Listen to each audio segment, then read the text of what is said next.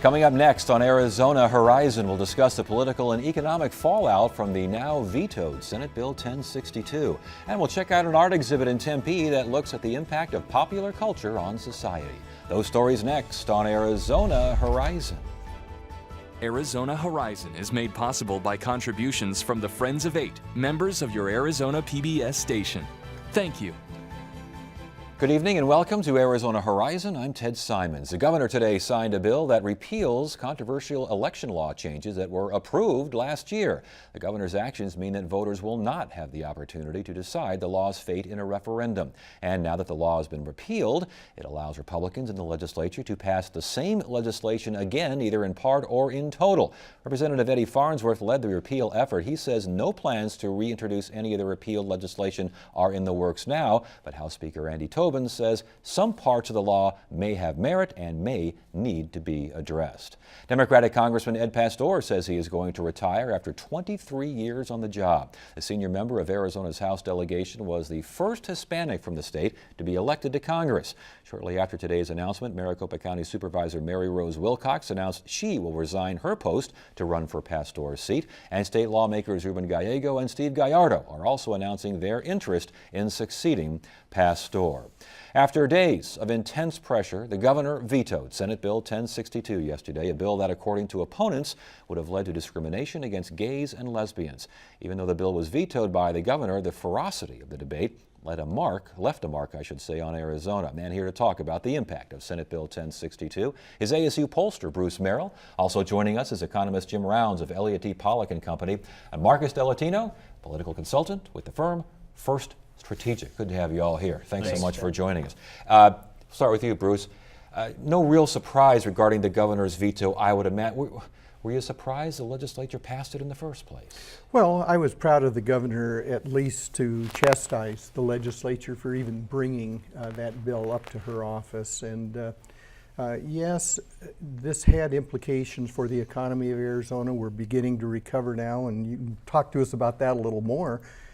But, you know, I think the main point is this was a bill that it was a very negative bill that really could have hurt a lot of people. And I just don't think it was reflective of the opinions and attitudes and values of the people in Arizona. I mean, this piece of legislation would have done a great deal of damage to individuals.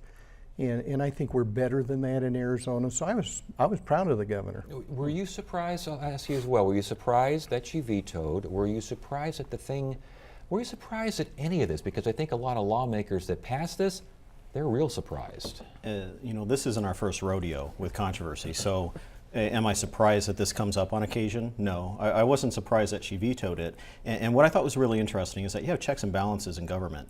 And one of the issues that we've talked about in the past is we've always wanted the business community to really step up, go down to the Capitol on occasion and bang their fists on the podium. Well, they kicked in the door this time. And so it's nice to have that additional check. And I think that played a major role. The business community speaking out louder than I've ever heard it, I think did influence a lot of people. I want to get back to the role of the business community in a second here. But Marcus, again, why did a lot of wacky stuff comes out of the legislature, and this was just kind of an addendum to something that already was law?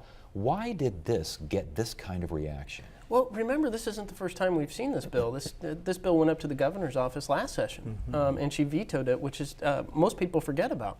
And so it would be natural that they would start this bill again this session, and it would move quickly again this session because everybody's up to speed on it. You know, people were watching it, but it was an uncertain, how do we react to this bill? How do I talk about the effects it may have on the economy when it's talking about a religious freedom bill? It's a difficult paradigm to be in. And so, you know, once the national media cued in on this, that was the 5-alarm fire that set the business community in motion. Why did the national media cue in on this? Again, this is not the first bill that's raised eyebrows here in Arizona. Why were so many eyebrows raised over this one? I think that we've lulled ourselves into a sense that the national media is not watching us anymore. And as soon as 1070 went down, national bureaus moved their press people here and made us a hotspot for the nation to look for these types of things. And I think that it was an easy hit for them.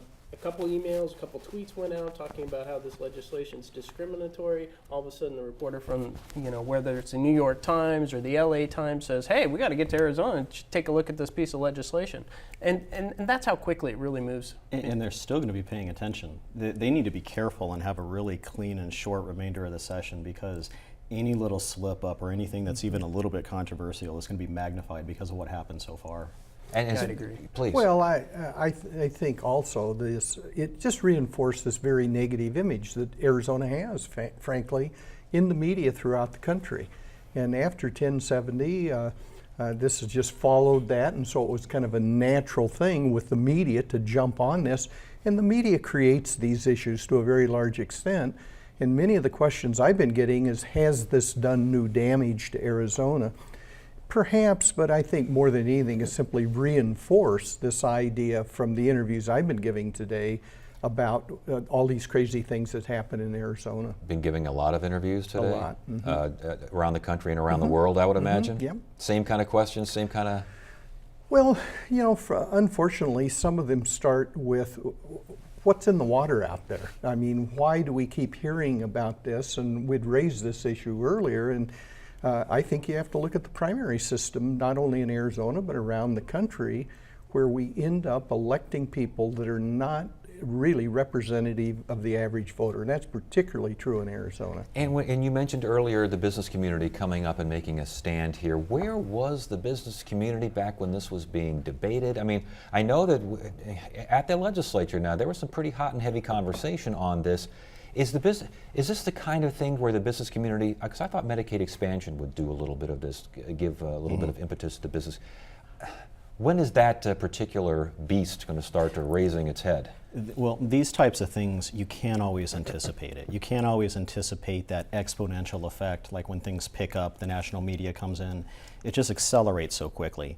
And I think for the most part, the discussion happened at the Capitol, but even though the business community didn't really speak up and, like I said, kick the door down or bang their fists on the podium while it was being debated, they still did it before it was enacted into law. They brought up a lot of issues to the governor. They actually played a major role in how the government operates and influences things. So I'd like to give them a little bit of credit for jumping in at least a decent time, rather than after something could have been enacted and the unanticipated consequences actually were realized. Well, and to Jim's point, the tourism industry actually receives a lot, or should get a lot of kudos on this one for tapping into the business community. Sometimes they're looked at a little bit differently. They're not an Apple or Google or Greyhound Leasing or a Dial. And so they're looked at a little bit differently. They knocked on some doors and said, hey guys, we need some help. This is going to have an effect out here. They were in it early, and they're the industry that gets kicked in the teeth all the time when this kind of stuff happens. The convention business impacted quite a bit. The tourism industry as a whole impacted quite a bit. And we've made comment before that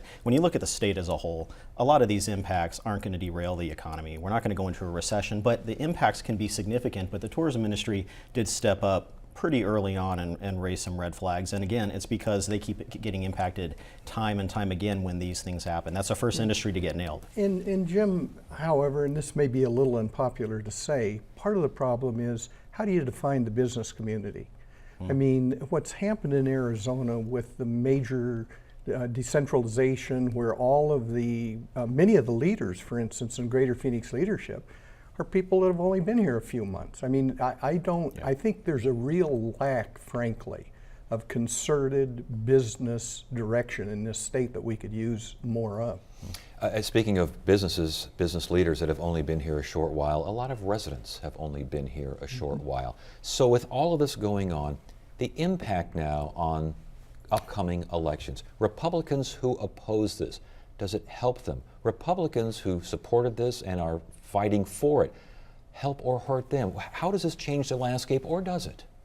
Well, I think the issues that have been raised, and particularly, Jim, some of your comments in the tourist industry, for instance, a couple of interviews I gave today, people said, is it true that the NFL was really the major reason the governor took the position that she did? I found that a little offensive. I mean, in the sense that somehow we would sell out our basic values because the NFL might pull the Super Bowl from here. But that's the real world we live in, and there were people asking that question. Right. And by the way, that's sort of to a bigger point here, is that once a national media touches something like this, perception becomes reality, That's and true. you lose control of. Nobody at one point was even talking about the bill. They were talking about what they think that the bill does, which in some cases was completely inaccurate, in others was accurate. But that's the danger, that you actually lose a real the ability to have a true debate in front of a podium in front of your peers, because you're battling blogging and the LA Times and the New York Times, who often, quite frankly, don't have a sense of actually the law. That perception, we're seeing now that Tesla is looking at Arizona for this humongous battery operation. You got Google, you got Apple, you got Super Bowl, you got the Pro Bowl, you got the NCAA tournament.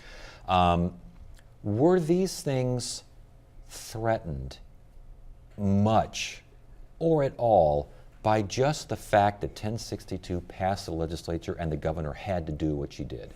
I think that they potentially were threatened, but it had to do with a lot of the interpretation and more just this momentum, the discussion that was going on, rather than the specific bill.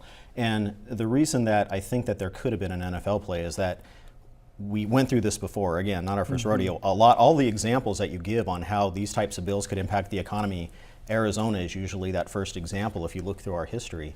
But I think a lot of these groups also jumped in kind of late so they could be part of the bandwagon. It took a few very bold people very early on to say, I'm opposed to it. Some of the candidates running for governor went in very early and they put their neck on the line. Yes. But a lot of, after that momentum built up, it's really easy to jump into that. Did that help those candidates? Again, back to the election question. Did it help to jump on and say no early? Help, hurt, or what do you think? Well, I think it put some pressure on all of them on how to navigate between saying this isn't a good law in terms of what we need to do in terms of development.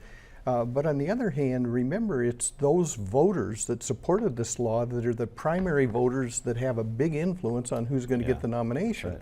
In nominating that, how do you say, no, this isn't a good bill, and still not alienate these people that you need as a supporter? And I think they're still trying to figure that out a little bit. How do you see the political landscape after 1062? Again, for those who are vocal for it, for those who are vocal against it, those who tend to follow Kathy Herod in the Center for Arizona Policy. I mean, that's a very important figure down there at the Capitol. Talk to us about, again, the dynamics now heading into a primary and general election. Sure. Well, all politics is local, and in some of these cases, Kate Brophy McGee, Heather Carter, both voted against the bill. Quite frankly, it helps them probably in their district. Ethan Orr down in Tucson? Ethan Orr, another one who's a very tough district. Republicans and Democrats almost even, and I think it probably helps. Well, he voted no on the bill. I think it probably helps him. If you are in Sierra Vista and you voted for the bill, that probably helps you rather than had you voted against it. So And that's why your statewide candidates, like 2 senators, can actually come out against the bill, because they represent everybody in the state as opposed to these local constituencies. And there's a legitimate defense to voting it down or being opposed to the bill, even if that might be your core base because of the economics. So ignore what was in the bill. If there is a bill, whatever number it may be, and it's causing a pretty significant economic impact, it could be this isn't the right time for this. We're seeing too many large numbers. We lose 1,000 business locations in a high-tech company. That ends up being about $10 million to the state in terms of taxes. So what kind of multiplier do you want to apply to that? Is it going to be 20 million, 30 million, or even more? When the numbers are so large and the economic discussion gets so big, you might be able to bring that back in and say, this is what we had to do right now. There's been some discussion that Democrats might benefit from all of this in the long run. Valid? Did that make any sense? Well, I take a different view of that, and it's valid in this point. This is a giant fundraising mechanism for them. The Human Rights Campaign is raising, tons of money off this particular bill, and clearly focused on Arizona. They want to go to the ballot here in not too long, and I think that this helps them, one, organize, so from a grassroots point, and 2, raise money. And so I think that will have some effect, at least on the races. Bruce, you talked about the primary system and again how it's such a major factor here. People want to know, is there a disconnect between the legislature and the Arizona general public? If there is a disconnect, why and how do you get things a little closer to each other? Well, there's clearly a disconnect. I do many polls, and for instance, on this bill, I did not do a poll on this bill. I don't know if Earl or Michael did, but I would estimate that 70 to 75% of the people would not support this bill. And I think the reason you have the disconnect again is you have very low turnout in primary elections, and you have to give the people that do turn out credit. They feel so strongly from an ideological point of view that they put up money, they go to the polls, and that's the game that we play. I mean, one could argue that they have a right to determine these things because they went to the polls. And frankly, the average voter in Arizona doesn't go to the polls. Independents, which are increasing almost week by week, have a lower voting percentage than Hispanics in Arizona. So it really, if you want to change the system, you either change the primary system, which we tried to do a couple of years ago, or you get more moderate voters to the polls on election day. Do you see a disconnect as well? Because I've had lawmakers on this program, they don't see a disconnect. They don't see a disconnect at all. They think they're doing the public's work. That's what they were brought there to do. They're doing just that. Yet everyone else is going, what the heck is going on there in Arizona? Right. In this particular issue puts a focus on what people would perceive as the disconnect. But I'll tell you, largely, when you're down there meeting with these people, you don't see a disconnect. I mean, Steve Pierce is from a rural district where there's cowboys, and he wears a cowboy hat. That's pretty representative of the district. Heather Carter is representative of her district. I mean, I can go through the list, but it's when these issues start to move that you think, whoa, hey, what happened here? And so in this particular instance, I mean, the bill moved pretty quickly and nobody said anything about it until the very end, and that's what happened. You know, but to Bruce is really right. What needs to happen is people just need to vote. It's really simple. If you want to change the system, go out and vote. Don't change the system of how we vote. I don't think that's the answer. I think people, if you're talking about this bill, if you're talking about government at all, go register to vote and show up in the primary election and the general election. Back to business, okay? I mean, there's just so much to go forever on the political aspect, and I want to get back to it in a second here. But you know, you always hear, Google may not do this, Tesla may not come, all these things may not happen. What do businesses want when they're looking to relocate or looking to expand? How much does this factor in as opposed to tax incentives and other things like that? They're going to start with costs. They're going to look at land costs, they're going to look at labor costs. They're going to have an idea in their head what part of the country might they want to locate in because of business inputs and where they might want to ship their goods. So they're going to look at basic things. And then they get into the specific tax policies, they get into the economic development incentives, and they also consider some of these things. One of the most cost-effective things that Arizona has done the last couple of years is better promote the state. 3 or 4 years ago, we were doing a terrible job promoting the really good stuff in the state. It's not very costly to promote what we do well, but unfortunately, we just had a 1-week negative commercial on Arizona. And so how do we go from here and maybe offset some of that damage? But if you do get the incentives and other goodies, if you will, a major company looking to come out here, do they just say, that's just a speed bump, it's just a glitch, or do they say, that's something that we just can't abide? From what I've been hearing, some of those companies that were considering Arizona versus another handful of states, and they were all considered pretty equal. Sometimes these things can make a difference between being shortlisted. I didn't think that a lot of the companies that were opposed to the bill were going to pick up and move. A lot of the people that were opposed to the bill weren't going to pick up and move. They were making statements and saying this is what we'd like to do.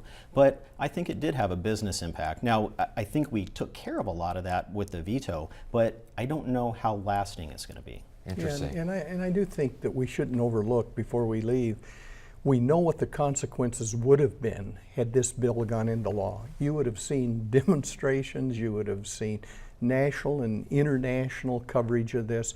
It would have damaged Arizona in a very, very significant way. With that in mind, last question for all of you. Has Arizona changed because of this?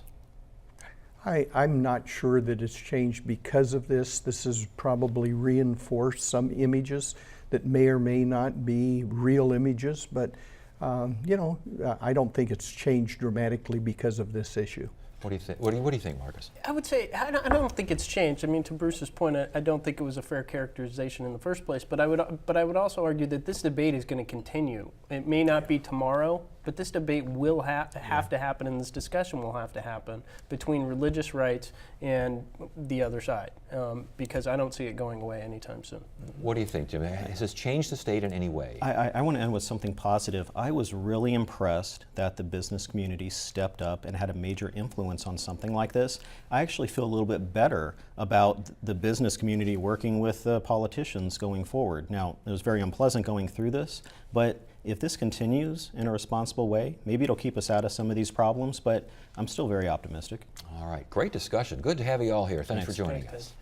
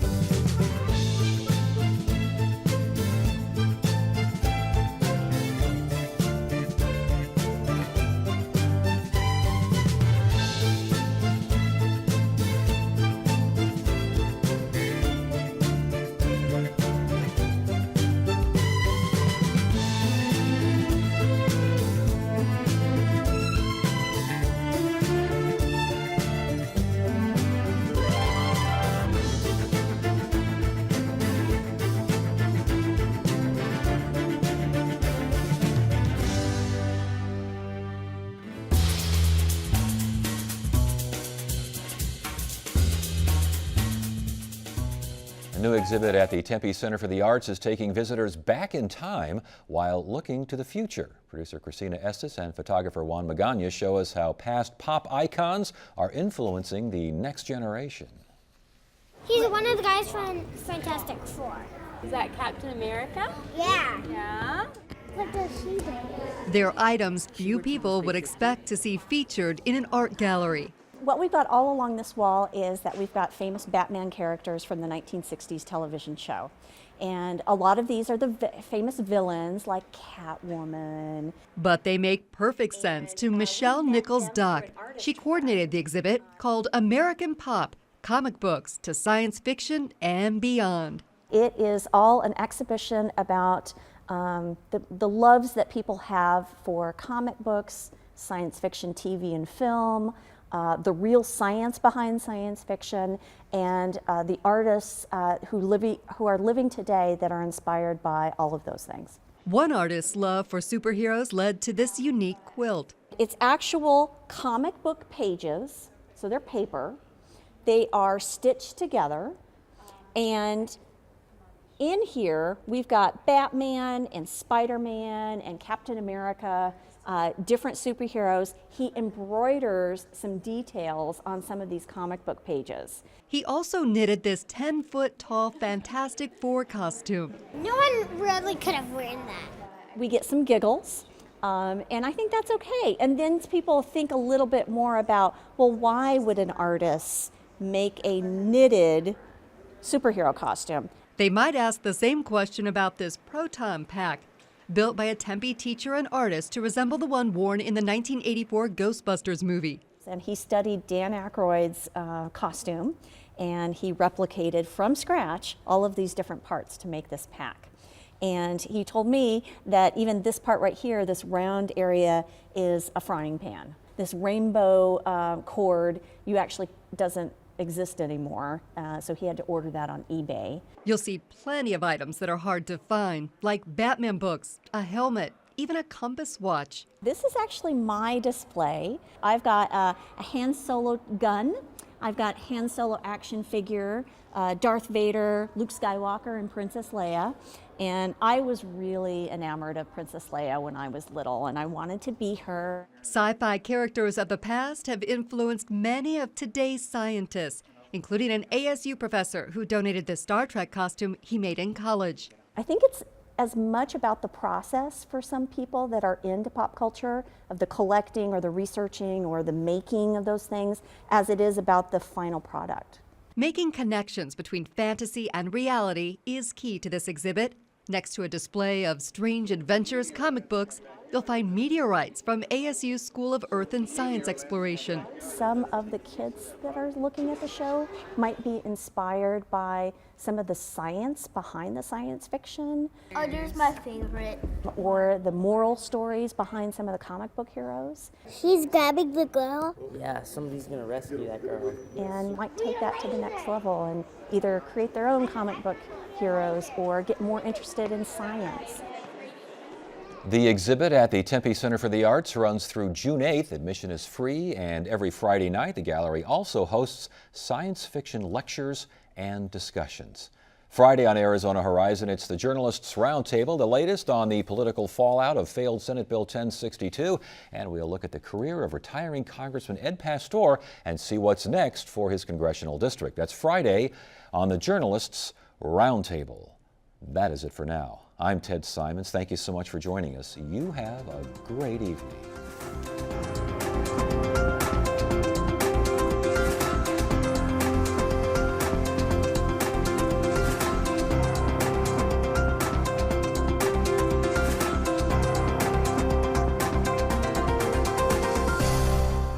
Arizona Horizon is made possible by contributions from the Friends of 8, members of your Arizona PBS station. Thank you.